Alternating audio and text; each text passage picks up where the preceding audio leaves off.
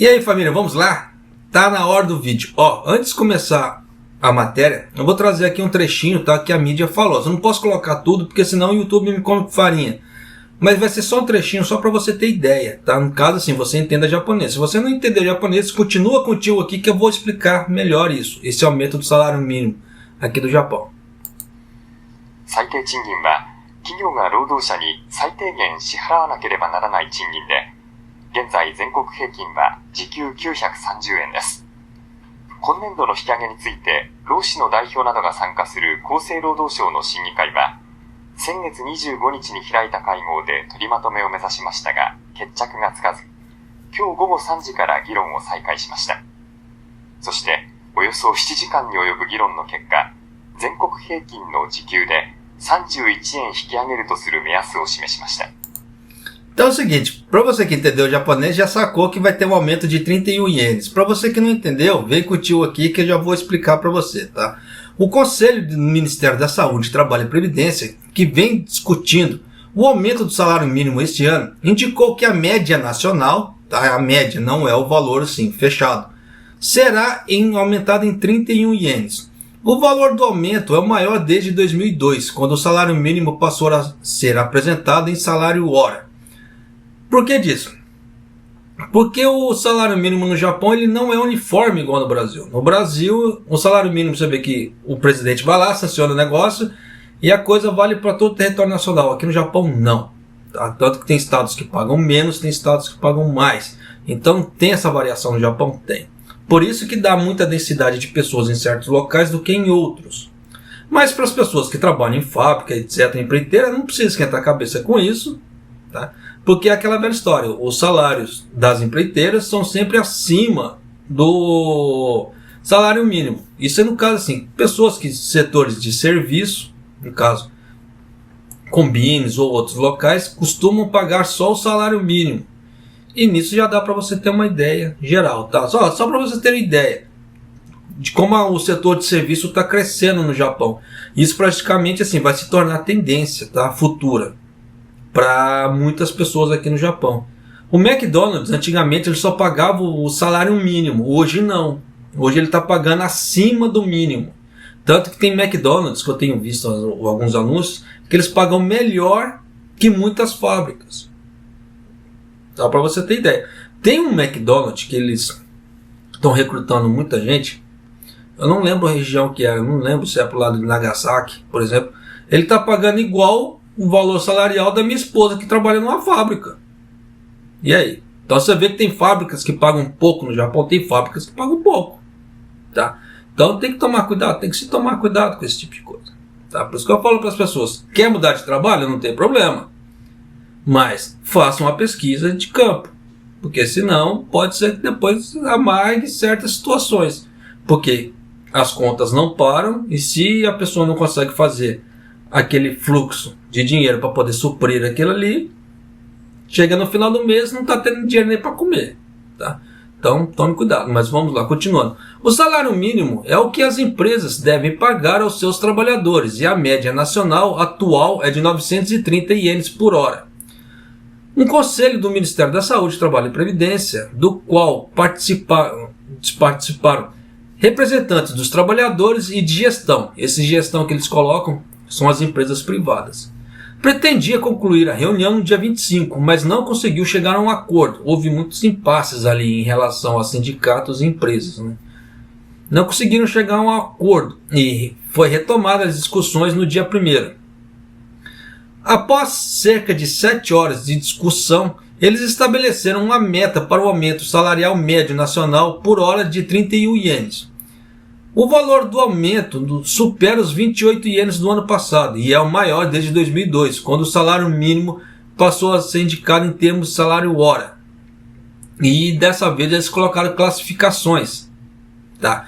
Por que essa classificação? Porque certas classificações vão ganhar 31 ienes e outras classificações vão ganhar 30 ienes de aumento. Então você vê que até no salário mínimo existe essa divergência do governo agora.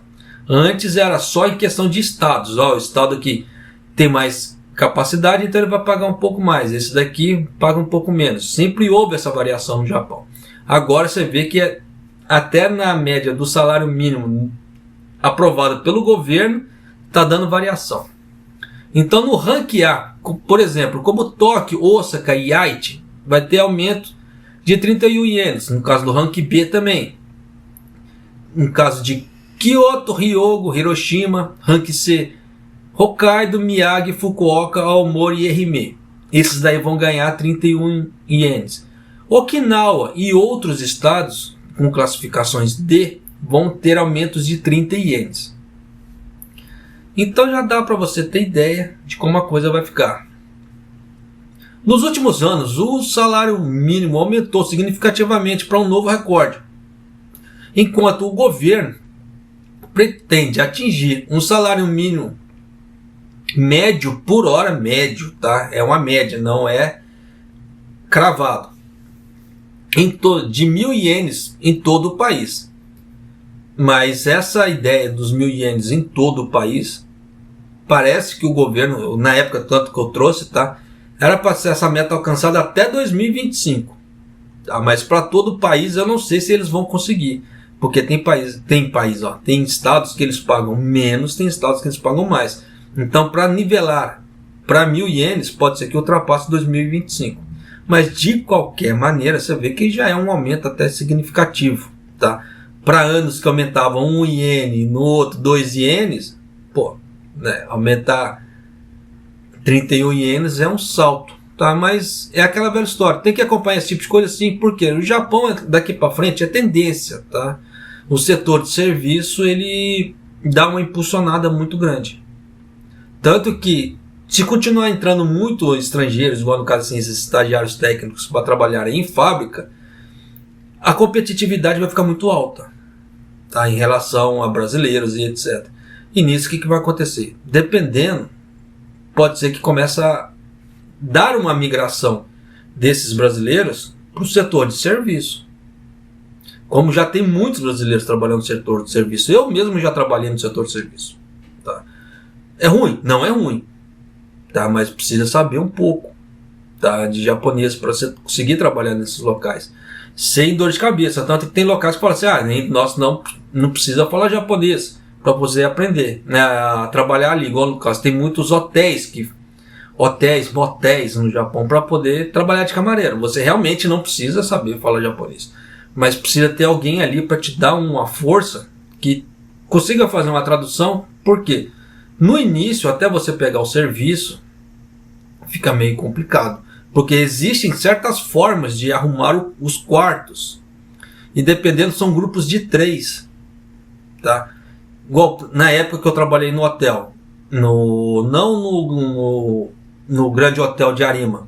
Como eu já venho falando em outros vídeos. Na época que eu trabalhei em motel. Tá? Sim, trabalhei em motel. Já fui camareiro de motel. Tá? Geralmente nós trabalhávamos em grupos de 3. Então eu ficava na parte de lavagem de banheiro, enquanto os outros 2 iam fazer o katazuki do quarto. Katazuki é o quê? Catar todo o lixo, fazer aquela arrumação básica e arrumar as camas, trocar os lençóis, etc. Então geralmente era grupo de 3, corrido. Tá? Falar para você que não era devagar, não, era corrido. Depende do horário. Tá? Quando era no horário de fluxo de clientes, nós tínhamos que correr com o serviço. Tá? Nós tínhamos um tempo programado para entrar e sair do quarto. Quando era um horário que não tinha fluxo de clientes, aí sim poderia trabalhar de uma forma mais tranquila. Tanto que o SOD ali era um pouco mais pesado nesse momento. Tá? Mas é bacana? Pô, é bacana, porque também você não vai correr o tempo todo. Tá? Existe aquele momento de pausa. Mesmo durante o horário de serviço, independente dos intervalos, tem aquele momento de pausa que você vai ficar parado ali, esperando até o cliente sair do quarto lá para você entrar para trabalhar. Claro que no caso de motel é diferente de hotel. No motel, de vez em quando, você encontra umas bizarrices dentro do quarto, que eu não vou comentar aqui. Tá? Mas encontra de vez em quando alguma coisa meio medonha ali, que a pessoa tem que ter um pouco de estômago para aguentar, porque senão ela não aguenta, ela não consegue trabalhar no local. Claro que não é o tempo todo, tá? Mas tem que se tomar cuidado, já dou esse toque porque eu já vi muita coisa bizarra dentro nos quartos de motéis. Então, tem essas ideias, Mas o setor de serviço em si, tá, é uma grande tendência para brasileiros aqui no Japão. Por que eu falo esse tipo de coisa também? A nova geração está chegando, tá? Eles estão aprendendo japonês. E muitos deles, dependendo, não vão querer migrar dentro de uma fábrica. Até porque no setor de serviço você tem uma certa liberdade a mais e um esforço muito menos que dependendo de muito serviço de fábrica. Então, para a qualidade de vida das pessoas, pô, é bacana, puta, é muito bacana. Tá? Então tem que se levar tudo em conta. Mas, vida que se segue, cada um sabe o que quer para si. Tá certo? E um abraço, até o próximo vídeo, até mais.